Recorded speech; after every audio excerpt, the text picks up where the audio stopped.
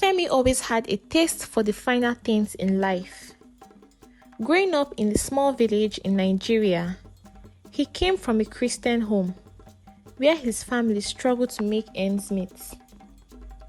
Despite the simple life they led, Femi dreamed of escaping poverty and providing a better future for his family. He often scrolled through social media on his phone, captivated by the lavish lifestyles of influencers and celebrities, flaunting designer clothes, flashy cars, and luxurious vacations. His dreams of a better life were fueled by the images he saw online. He would sit under the tree, phone in hand, scrolling through photos of exotic destinations and grand mansions. He longed to be part of that world, to leave behind the struggles of his upbringing and immerse himself in glamour. As Femi prepared to leave for the university, he was determined to find a way to lift his family out of poverty. He promised himself that he would make something of his life and bring prosperity to his loved ones. "One day, I'll make it big," Femi would often say to himself, his eyes filled with hope. "I'll buy my family the finest things and will live in a mansion." In university, he initially focused on his studies, determined to climb the social ladder the honest way. But the allure of a fast life he saw on campus was hard to resist. His classmates flaunted their wealth, driving expensive cars and hosting lavish parties. It wasn't long before Femi started feeling the pressure to keep up. Now, one evening, as Femi sat in the university cafeteria, he overheard a conversation that piqued his interest. A group of well-dressed young men were talking excitedly about their recent deals and the money they had made out of it. Femi was intrigued, and he went to them. "Hey, mind if I join you?" he asked, trying to sound casual. The group looked over. Then one of them, Tunde, nodded. "Sure, come and have a seat. What's your name?" "I'm Femi," he introduced himself. They exchanged pleasantries and he went straight to the point. "What kind of business are you people into?" Tunde exchanged glances with his friends, then leaned in closer. "We are into YAHOO, internet fraud. It's the quickest way to make money around here." Femi's eyes widened. He had heard about YAHOO before, but he had never considered it himself. "Does it really pay well though?" he asked, curiosity getting the better of him. Tunde laughed out loud. "It pays more than well, my friend. If you're smart and you know how to play the game, you can make more money in a month than most people make in a year." Femi hesitated, the moral implication of what he was about to do weighing on his mind.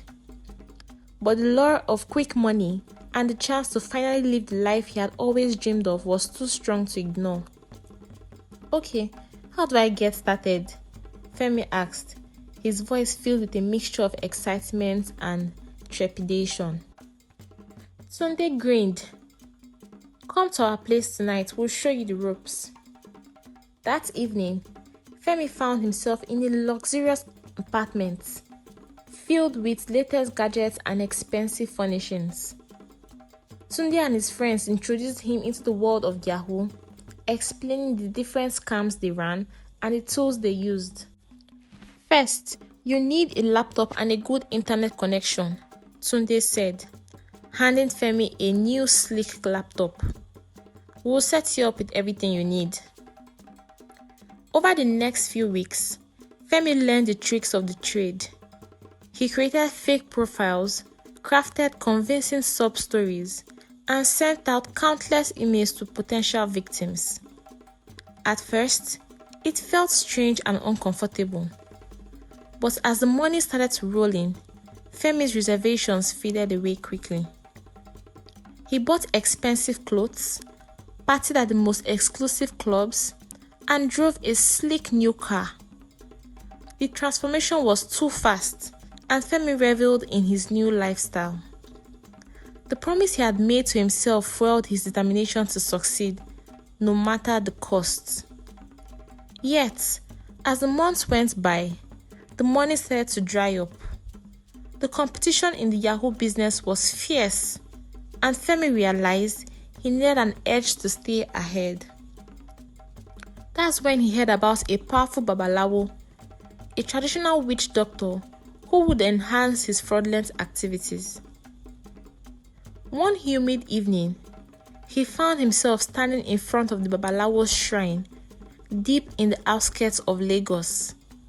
The air was thick with the scent of incense and the sound of distant drums. The babalawo, an old man with piercing eyes and a withered face, sat cross-legged, surrounded by an array of mystical objects. "Why have you come, young man?" the babalawo asked, his voice deep and resonant. "I need your help, Baba," Femi replied, his voice trembling slightly. "My business, it's not going well. I need something to make it successful again." The babalawo nodded slowly. "I know what you seek. But know this, the path you wish to tread is fraught with danger and demands great sacrifice." "I'm ready, Baba. Anything, I will do it," Femi said, determination burning in his eyes. The babalawo studied him for a while before speaking. "Very well, I'll help you. But you must meet my terms. First, you will bring me a white goat. Second, you must never speak of our arrangements to anyone. And finally," the babalawo's eyes darkened, "you must offer a personal sacrifice, something dear to you." Femi hesitated, but his greed and desire for wealth overpowered his caution. "I'll do it, Baba. I'll bring everything you need." 1 week later, Femi returned with the goat and fulfilled the babalawo's initial demands. The old man performed a series of rituals, chanting incantations and invoking spirits. Finally, he handed him a small amulet. "Keep this close," he said. "It will bring you luck in your endeavors. But remember, the spirits demand their due. You must make the final sacrifice within the month." Femi nodded, clutching the amulet tightly. As he left the shrine, he felt an unexplainable surge of power and confidence. His scams began to pay off handsomely. Money poured in from everywhere, and Femi's lifestyle soared to a new height. He moved into a very big penthouse, bought even flashier cars, and his nights were a blur of party and excess. Yet, the deadline for the final sacrifice loomed over him like a dark cloud. He knew he had to fulfill his promise to the babalawo, but he struggled to decide what or who to even sacrifice. One night, after a particularly wild party, Femi sat alone in his luxurious apartment, contemplating his next move. The weight of the amulet around his neck felt heavier than ever. A knock on the door interrupted his thoughts. It was his younger sister, Ada, visiting him for the first time since he moved into his new place. Ada had always looked up to Femi, admiring his success without knowing the dark means behind it. "Femi, you look troubled. What's wrong?" she said. Femi looked at her, his heart aching. He had always protected Ada, ensuring she had the best education and opportunities. And now, he was faced with an impossible choice. "I'm fine, Ada, just tired." As the days passed, Femi grew increasingly desperate. The babalawo's warnings echoed in his mind. Finally, with the deadline looming, he made the most agonizing decision of his life. He took Ada out to get dinner at night. As they were crossing a lonely bridge, he pretended as though the car had broken down and he got down off the car to check. Because he was taking so long, Ada came out to check if she could do anything to assist him. Still pretending and playing cool, He told her not to worry, that he had called for a mechanic and they would soon arrive, but they had to wait. While they were standing by the side of the bridge talking, Femi swallowed hard and suddenly said, "I'm sorry, Ada," he whispered, tears streaming down his face. "I am so sorry." Before she could ask any questions, he pushed her into the river, watching in horror as she struggled against the current. Her screams echoed in his ears, and he stood frozen, paralyzed by his own actions. He watched her drown. When it was over, Femi fell to his knees, sobbing uncontrollably. The realization of what he had done hit him with full force. He had sacrificed the most important person he loved. Returning to the Babalawo's shrine, he handed over the amulets. The old man looked at him with a mixture of pity and disdain. Good. You have fulfilled the terms," he said. "But know this, the spirits are never satisfied. They will demand more and more until you are nothing but a hollow shell." Femi's life spiraled out of control. The wealth and power he had gained now felt like a curse. Haunted by the memory of Ada, he could no longer find solace in his riches. His nights were filled with nightmares, and his days were consumed by guilt. In the end, the fast life that had once seemed so appealing became Femi's undoing. He lost everything: his sanity, his friends, and eventually his freedom. Arrested for his fraudulent activities, he found himself in a cold, lonely cell, tormented by the ghost of his past. One evening, as he sat on the hard cot in his prison cell, a familiar face appeared before him. It was Tunde, the friend who had introduced him into the world of YAHOO. Tunde had also been caught and was serving time in the same prison. "Tunde," Femi said, his voice weak. "How did we end up like this?" Tunde shook his head, his eyes filled with regret.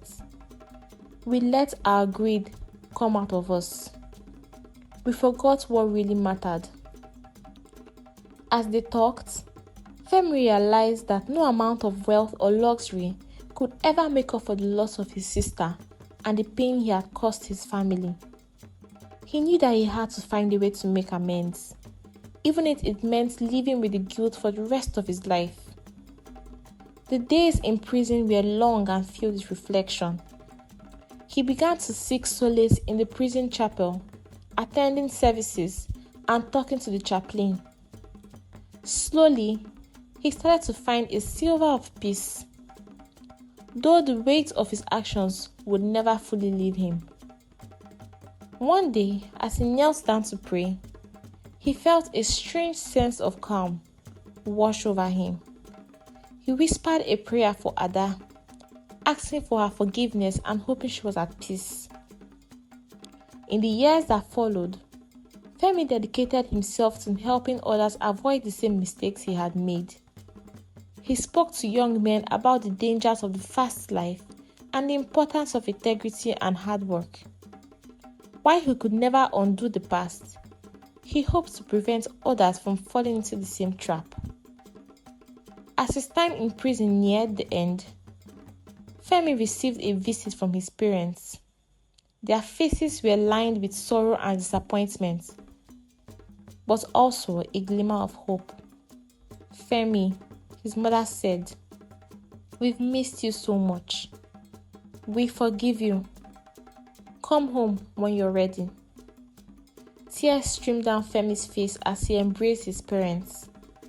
He knew that the road to redemption would be very long and difficult, but he was ready to face it. After being released from prison, he returned to his village, a changed man. The memories of his past haunted him, but he was determined to make a positive change in his community. He volunteered to the local church, offering mentorship and guidance to young people who who were at risk of falling into the same traps that he had. As he stood before a group of young men, sharing his story once more, he felt a sense of peace.